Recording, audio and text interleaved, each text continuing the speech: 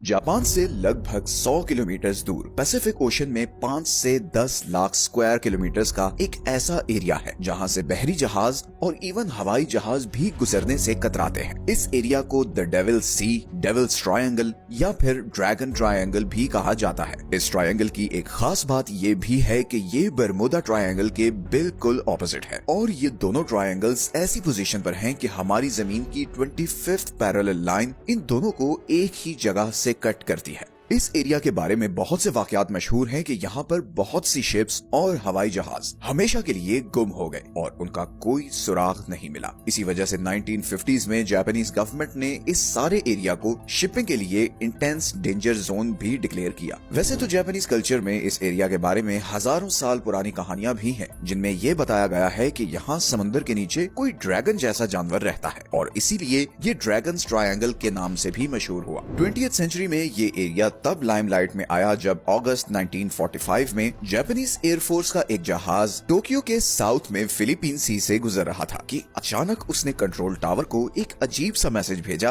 कि आसमान अजीब सा हो रहा है, आसमान खुल रहा है, ये आसमान को क्या हो रहा है। और ये इस पायलट के आखिरी अल्फाज थे। इसके बाद कंट्रोल टावर का इस जहाज से राब्ता कट गया और ये जहाज दोबारा कभी नहीं मिला। इसके बावजूद में जापानीज गवर्नमेंट ने कायो मारू नंबर 5 नाम की एक मिलिट्री शिप को इस एरिया में इन्वेस्टिगेशन के लिए भेजा, लेकिन ये शिप भी यहाँ पर गायब हो गई और दोबारा कभी नहीं मिली। इस शिप पर 31 रिसर्चर्स थे जिनका कोई सुराग नहीं मिला। जापानीज गवर्नमेंट ने क्लेम किया कि ये शिप शायद अंडर सी वॉल्केनिक इरप्शन की वजह से तबाह हुई है, लेकिन इस शिप का कोई मलबा नहीं मिला। उस वक्त जापान के सबसे बड़े न्यूज़पेपर योमियोरी शिंबुन ने इस एरिया का मैप छापा और बताया कि 1945 से 1950 के बीच यहाँ पर 9 से ज्यादा शिप्स गायब हो चुकी हैं। 4 जनवरी 1955 को एक जापानीज शिप शिनियो मारू नंबर 10 इधर जापानीज आइलैंड मिकुराजिमा के पास से गुजर रही थी कि उसका भी कंट्रोल टावर से राब्ता कट गया। खैर 12 दिन बाद ये शिप मिल तो गई,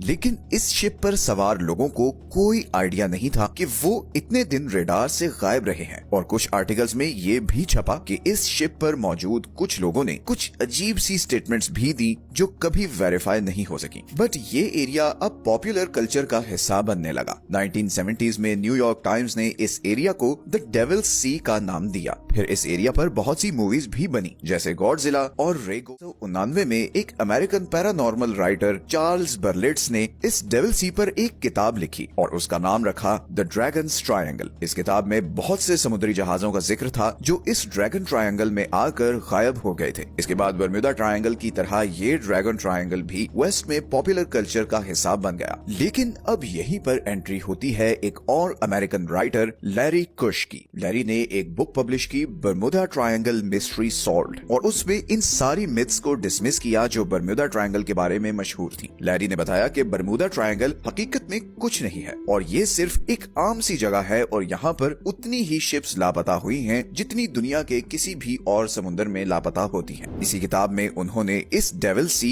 या ड्रैगन्स ट्रायंगल का भी जिक्र किया और चार्ल्स बर्लेट्स के बहुत से क्लेम्स को चैलेंज किया। लैरी ने जापानीज गवर्नमेंट ऑफिशियल्स को खत लिखे ये जानने के लिए कि क्या वाकई जापानीज गवर्नमेंट ने कोई ऐसा एरिया डेजिग्नेट किया हुआ है जहाँ से शिप्स को नहीं गुजरने दिया जाता। साथ ही में इन्होंने ये भी जानना चाहा कि जिन शिप्स का जिक्र चार्ल्स बर्लेट्स ने अपनी किताब में किया था उनकी हकीकत क्या है। जब जापानीज गवर्नमेंट का जवाब आया तो वो चार्ल्स बर्लेट्स की बातों के बिल्कुल ऑपोजिट था। जापानीज गवर्नमेंट ने साफ इनकार कर दिया कि ना तो कोई डेविल सी है, ना कोई ड्रैगन ट्रायंगल है और ना ही इसकी कोई लिमिटेशन है। लैरी ने पूछा कि फिर आपने इस एरिया को डेंजर जोन क्यों कहा हुआ है और जहाजों को इधर गुजरने से क्यों मना किया हुआ है। तो इसके जवाब में जापानीज गवर्नमेंट ने जो डेंजर जोन शेयर किया वो सिर्फ 10 मील का एक एरिया था जो इस जापानीज आइलैंड के पास था और इसकी भी डेंजर जोन की वजह ये थी कि यहाँ पर कुछ अंडर वाटर वॉल्केनोस थे और कुछ जगहों पर पानी के नीचे नुकीले पत्थर थे जिससे टकराने की वजह से शिप्स डूब जाती थी। इसी तरह वो जो 9 समुद्री जहाज यहाँ पर गुम हुए थे उस पर जापानीज गवर्नमेंट ने कहा कि वो सब कोई बड़े समुद्री जहाज नहीं बल्कि छोटी मोटी शिप्स थी और जिन डेट्स पर ये शिप्स लापता हुई थी तब यहाँ पर जबरदस्त तूफान आया हुआ था। जबकि चार्ल्स बर्लेट्स ने अपनी किताब में लिखा था कि ये शिप्स जब लापता हुई तो समुद्र बिल्कुल पुरसुकून था और कोई तूफान नहीं था। तो चार्ल्स बर्लेट्स के दावों और जापानीज गवर्नमेंट के जवाब में बहुत फर्क था और ऐसा महसूस होता था कि जैसे बरम्यूदा ट्रायंगल की तरह ये ड्रैगन ट्रायंगल भी फैक्ट से ज्यादा फिक्शन है।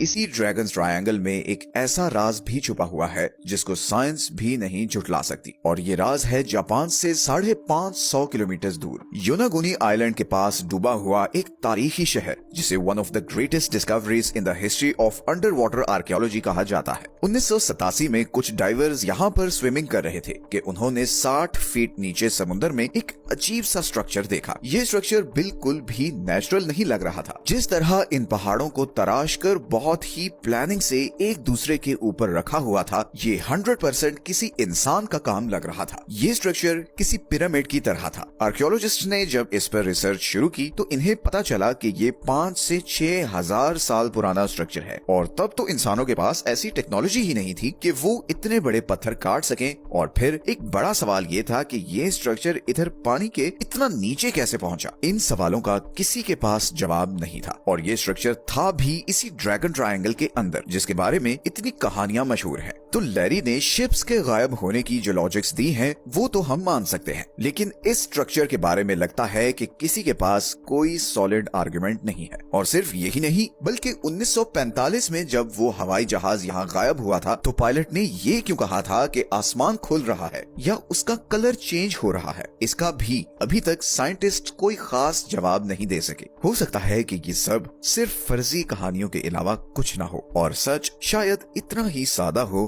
जैसे लैरी ने अपनी बुक में लिखा है। और शायद ये भी हो सकता है कि वाकई यहाँ पर कुछ हो जिसे जापानीज गवर्नमेंट कवर अप करना चाहती हो, लेकिन ऑफिशियली कोई गवर्नमेंट या साइंटिफिक ऑर्गेनाइजेशन डेविल सी के एरिया को as a danger zone recognise नहीं करती। और जब हमने एआई से भी पूछा तो उसने भी ये कहा कि ये सिर्फ एक मिथ है, और यहाँ जो एक्सीडेंट्स होते भी हैं उनकी एक बड़ी वजह यहाँ का एक्सट्रीम वेदर और इलेक्ट्रोमैग्नेटिक डिस्टर्बेंसेस है। असल में ये एरिया हमारी जमीन के 12 वाइल्ड वोर्टेक्स में से एक है। वाइल्ड वोर्टेक्स हमारी जमीन के ऐसे पैरानॉर्मल रीजन हैं जहाँ पर इलेक्ट्रोमैग्नेटिक फील्ड्स की वजह से एबनॉर्मेलिटीज होती हैं। बर्मुदा ट्रायंगल भी 12 वाइल्ड वोर्टेक्स में से एक है। सितंबर 2024 में एक बुक भी पब्लिश हुई थी जिसका नाम है wild vortices unraveling the planets dangerous energy zones. इस बुक में बहुत डिटेल से हमारी जमीन के इन 12 जगहों को डिस्कस किया गया है जिनमें इलेक्ट्रोमैग्नेटिक फील्ड्स की वजह से एबनॉर्मल वाकयात होते हैं, चाहे वो नाज़का लाइंस हो,